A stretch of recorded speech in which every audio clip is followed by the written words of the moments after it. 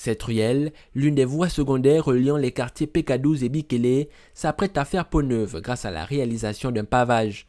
Cependant, lors d'une inspection du dit chantier, la mission de contrôle du CTRI a constaté certains manquements, notamment l'absence d'un nombre suffisant de barbacanes, devant faciliter l'écoulement des eaux d'infiltration provenant de la masse de terre soutenue, un élément essentiel pour la durabilité de toute infrastructure routière.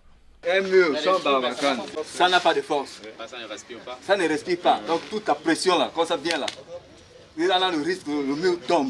Ouais. Et s'il y a des enfants qui passent, vous voyez le dégât que ça peut causer. Hein? Faites les choses bien. De même, aux abords du chantier, un mur de soutènement construit pour empêcher d'éventuelles poussées de terre sur la chaussée devrait lui aussi être réfectionné. Ça, vous n'allez pas rectifier ça? On va rectifier. Vous allez me rectifier ça, non? Il faut que ce soit cassé. Dans les 2 jours qui suivent, vous me cassez ça, vous me reprenez un mur de soutènement correct. Situation presque identique au quartier Mindoubé 1 où la Polyane, ce film plastique isolant qui, selon les normes de construction, devrait être installé sur toute la largeur de l'ouvrage, est en quantité insuffisante, au dire des contrôleurs du CTRI. Aussi, l'absence de béton de pose pour stabiliser les bordures de la chaussée représente un écart de plus.